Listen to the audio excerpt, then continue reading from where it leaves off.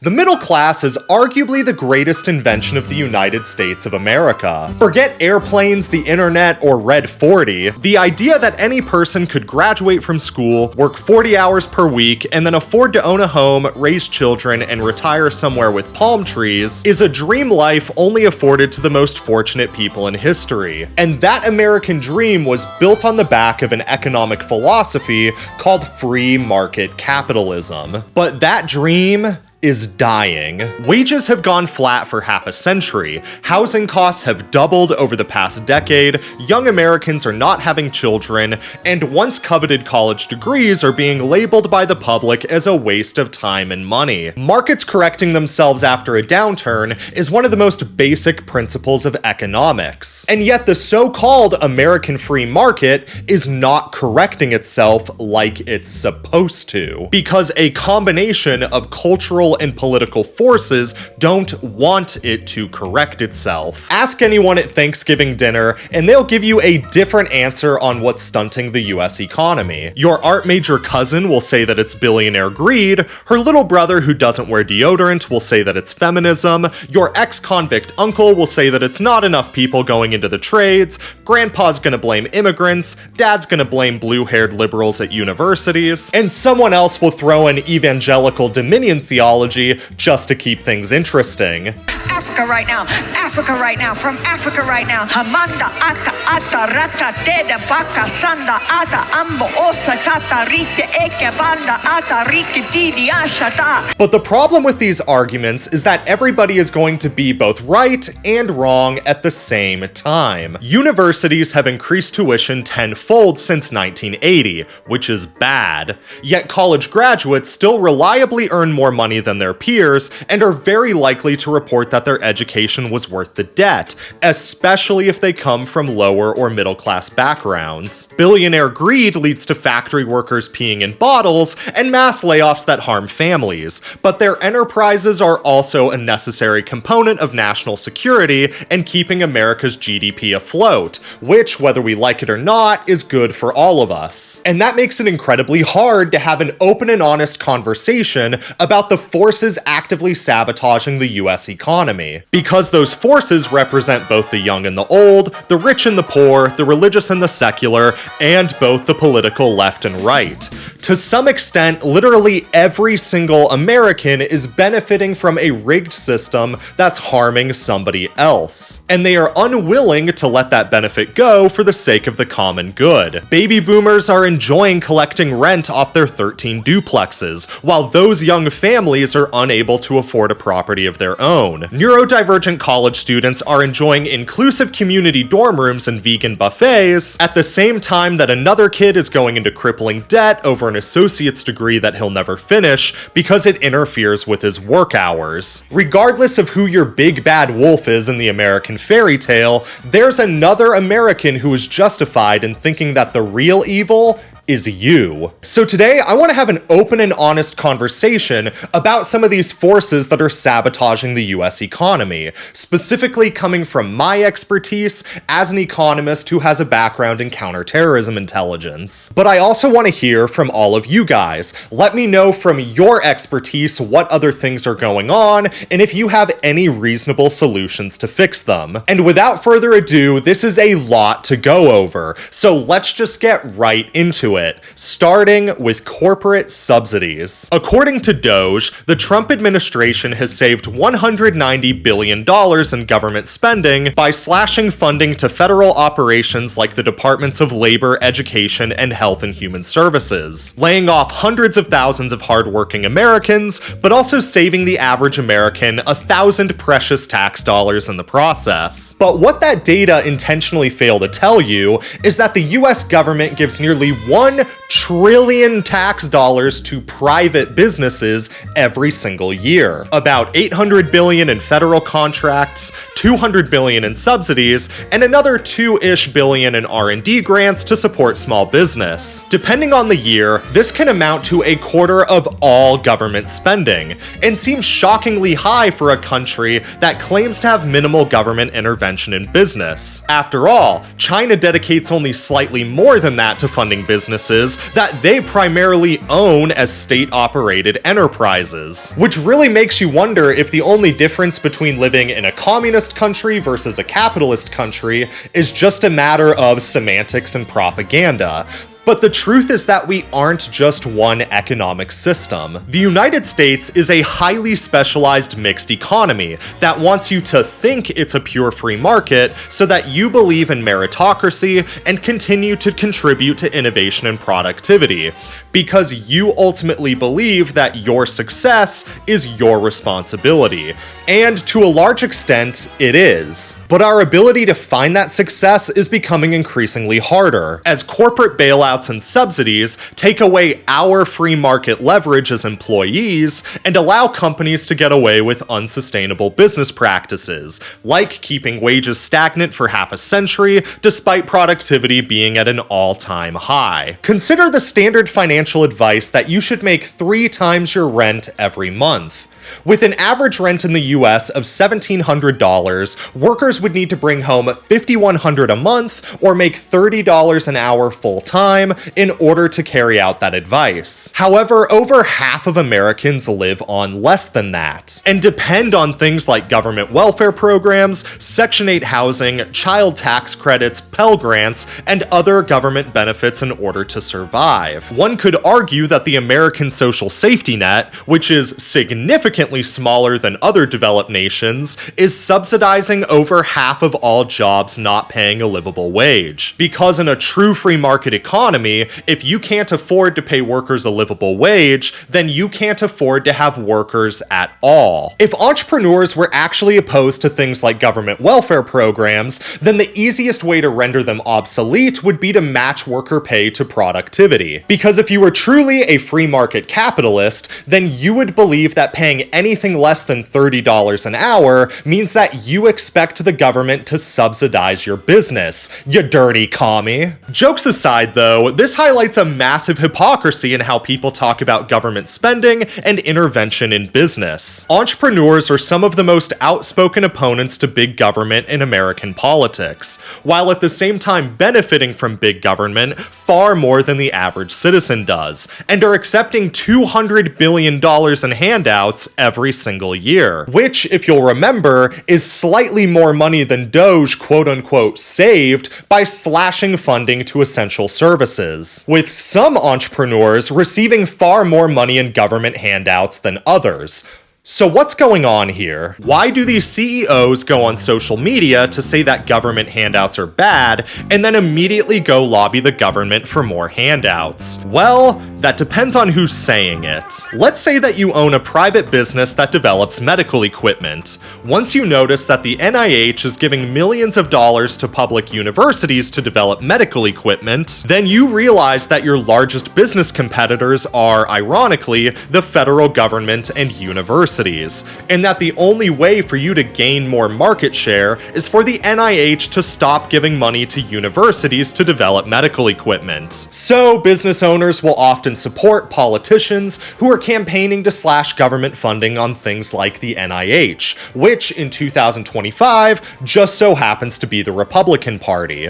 But if this was simply a numbers problem or greed on behalf of corporations or the Republicans, then the American public would have gotten sick of this a lot longer ago. The truth is that people slightly lower on the socioeconomic totem pole on both the left and the right have a vested interest in taking away the United States' status as a pure free market meritocracy, which brings us to cultural elitism. This is the belief that your practices are superior to others, and is something that we inherited from our ancestors across the pond. Cultural elitism is typically a byproduct of generational wealth, and conveys itself through having preferences that aren't accessible to poor people, like preferring expensive wine over beer, or preferring musical theater over country and rap. But this isn't always the case. Some people with new money will stubbornly try to hold on to their previous cultural identity and become elitist about blue-collar symbols, like, say, pickup trucks, to remind other people of where they came from. But I've already made a 40-minute video on that subject. Other forms of new money, especially in tech, will reject old money opulence and aesthetics as being frivolous, and will instead be elitist about things like minimalism, biohacking, and their morning routines as a way to separate themselves from us peons who occasionally eat carbohydrates. But the one thing that ties all elitists together is that they believe that their unique circumstances, lifestyle, or skill set is somehow better than other people's, in that they've cracked the code to winning at life. However, over time, new money eventually becomes old money, and the newly wealthy realize that in order for their kids to remain rich, that they need to start rigging the system themselves in order to prevent new money from rising up behind them, which is actually a big part of why entrepreneurs do things like criticizing public education online, even if they heavily benefited from it themselves. Because things like state schools are really good at creating competition by empowering lower and middle class children in the professional labor force. So the wealthy have to create this complicated web of bullshit, like legacy admissions to Ivy League schools and unpaid internship programs, to ensure that only other rich kids are getting hired at daddy's law firm. I already made a video on that too, so I'm not going to rehash it further, but I am going to hone in on raising children, and more broadly, the timeless tradition of poor people copying the habits of rich people with the hopes that copying their routines will make them rich too. On the more innocent side of things, copycat trends might play out as young men getting obsessed with things like crypto and cold plunges, because that's what millionaire influencers do. But on the more nefarious end, this turns into middle-class parents completely ruining their children's lives by trying to raise their kids in the same way that rich people do. Instead, creating a society of young adults who are riddled with anxiety disorders, are way overeducated relative to their pay, and are angry and confused about why women still don't like them, despite having a sexy computer engineering degree. In the world of parenting psychology, this is called concerted cultivation, or tiger parenting, where lower or middle class parents will intentionally stack their child's free time with activities that are meant to land them a scholarship or some type of societal advantage down the road. These can be things like piano, math competitions, foreign language study, or even obsessively pushing a child toward one sport with the hopes that they'll someday go pro. Now, I was arguably raised this way. Despite being born to a single mother in Las Vegas, I have a pretty wealthy extended family, so I grew up doing a lot of the things that you would typically associate with rich kids. I did everything from etiquette lessons to ballroom dancing to orchestra to speech and debate to becoming president of the Honor Society. And you know what? You could argue that it worked. Instead of becoming a deadbeat drug addict in Winnemucca like a lot of my peers, I developed communication skills and actually created a pretty interesting career for myself. But arguing that this method works would be a severe case of survivorship bias. A huge amount of poor to middle class children in America, especially in immigrant communities, grow up with tiger parents but don't have positive outcomes in adulthood. Online communities refer to this as former gifted kid syndrome, where a child shows above average talent, so their parents go overboard in trying to curate their success with the hopes that this will be a long-term investment in the entire family's future. But instead of success, that child grows up to have an anxiety disorder, poor communication skills, poor career outcomes, and a severe fear of failure that stops them from doing things like dating or applying for jobs. Multiply this by tens of thousands of teenagers, and then you find yourself with a youth mental health crisis, a youth dating crisis, and the problem of forever students who keep getting master's degrees at universities instead of leaving to find a real job. Cultural elitism is the dark side of living in a free market meritocracy, because if success is considered your responsibility, then failure is considered your fault. Your parents will blame the fact that you were given a participation trophy as a kid for your fear of failure, without ever looking in the mirror and asking, wait, who bought them that participation trophy? Society will blame universities for letting you get an art history degree without ever asking who told you to follow your passions. Your family will blame you for being single in your 30s without ever reflecting on how you weren't allowed to go hang out with people unsupervised in high school. Optimizing your childhood for success comes with a lot of potential downsides if parents don't give you the chance to be comfortable with failure or develop some independence. Like, two things that saved me from becoming a degenerate incel were, one, the fact that my mom didn't really care where I was after school. Like, I could be at a park smoking with friends, and she wouldn't really ask about it so long as I didn't get into any real trouble. And the fact that I had to work my way through school without receiving any financial support from my family. I got through college on a combination of manual labor jobs, scholarships, and student loans. So I took an immense amount of pride and responsibility in my time as a student. I legitimately believe that were it not for those things, that my life would have taken a seriously dark turn, like we see happening with a lot of other young men around my age. I probably don't need to spell out where all of this stuff leads. You've seen the data on men dropping out of the workforce. You've seen the data on young women refusing to date down to men their own age who make less money and are less educated, and you've seen the data on young couples not having kids. We all know that we're rapidly moving toward a societal disaster in this country if things like salaries, the education system, and access to third places don't start to improve quick. And the meritocracy element of the free market has already begun to consume itself like a financial Ouroboros. Because any winner-take-all system means that there are going to be a lot of people who worked really hard but still ended up becoming losers because they came in second place. And if people start to believe that the reward for hard work is isolation and unemployment, then productivity and worker confidence is going to tank, like we've already seen. But lower and middle class Americans still feed into this system, because they look at some of the few people who manage to make it out of a curated childhood and assume that if they raise their kid the same way, then their kid will have a better shot at success, whether that's statistically true or not. Alright, remember how I said that at Thanksgiving dinner, someone was gonna bring up Dominion theology in order to keep things interesting? Well, that someone is gonna be me.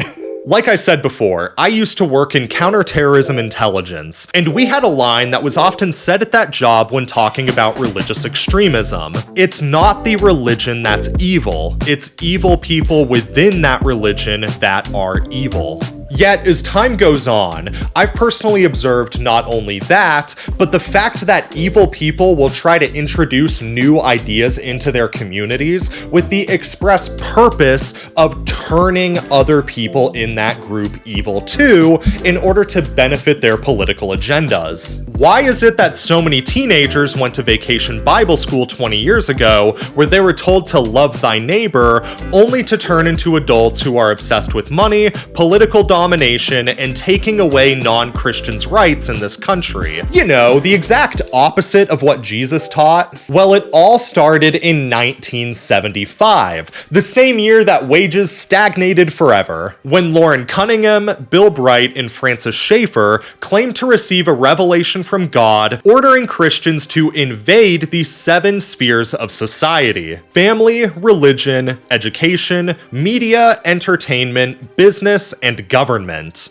Prior to this, American Christians generally saw their faith as a private affair, meant for their churches and their families. However, these 3 men labeled themselves as new apostles commanded by God to transform North America into a Christian theocratic state ahead of the end times. And given these men's influence, it was hard for evangelicals to openly call them false prophets. Lauren Cunningham was the founder of Youth with a Mission, the organization that takes takes Christian kids around the world on mission trips. Bill Bright was the founder of the Campus Crusade for Christ, which is still the largest Christian club on most college campuses in America. And Francis Schaeffer was an extremely prolific Christian author who dedicated his career to convincing evangelicals to participate in politics and reject a scientific understanding of the world. The efforts of these men sparked the New Apostolic Reformation, a Christian supremacist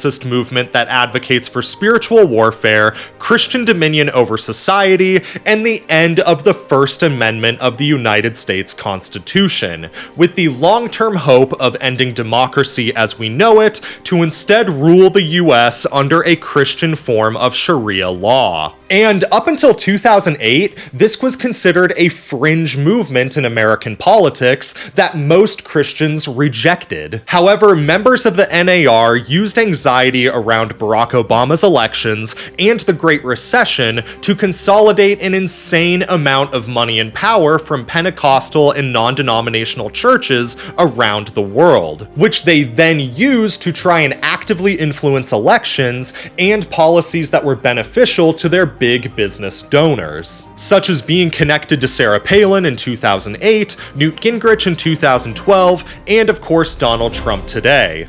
Right now, we have 3 sitting members of Congress openly affiliated with the NAR. We have Lauren Boebert from Colorado, who has actively opposed the First Amendment of the United States while claiming to be a champion of the Second, and who has to Photoshop herself in front of the Rocky Mountains for some reason, because I guess Colorado's natural wonder is too scary to experience in person without a Glock on your hip. Ooh, it's so scary. Ooh. Next is Marjorie Taylor Greene from Georgia, who has been prayed over by NAR apostles and is labeled as favored by God. And then Speaker of the House, Mike Johnson from Louisiana, who has supported the criminalization of deviant sexual behavior in the past, and again wants to destroy the First Amendment. Hashtag small government, baby. Now you might be saying like, okay, well that's all evil and gross, but what does this have to do with the free market's ability to self-regulate? Well, everything. There is nothing less free in this world than living in a theocracy, regardless of if you agree with the religion in charge or not. Whether it's popes, kings, or witch hunters, people who believe that they are ordained by God to carry out the law will always eventually turn on you and your family when they inevitably become murderous psychopaths, until eventually the public turns on them and once again reestablishes freedom of religion. Think about it. If you believe that the United States was built on Christian beliefs, then why would our founding fathers set the separation of church and state as the First Amendment of our Constitution?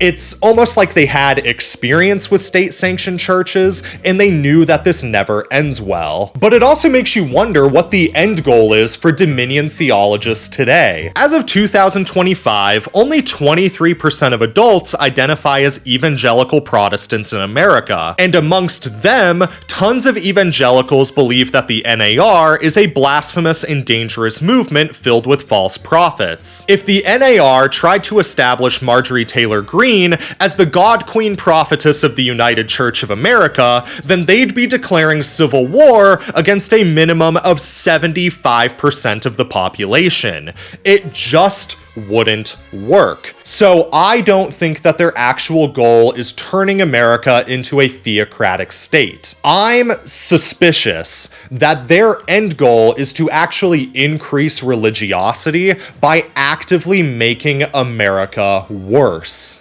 Taking away our rights, taking away our education, taking away our salaries, taking away our ability to buy homes, and taking away our healthcare. What are people going to do when they're living in fear of their government, can't afford an honest living, and are watching their kids die of polio? They're probably going to turn to religion for comfort. Not to put on the tinfoil hat or anything, not that it would fit anyway, but it really makes you wonder if these people see the medieval period as like the golden age of the church, and that they're willing to destroy 500 years of progress in order to take us back to that. But hey, that's just a theory.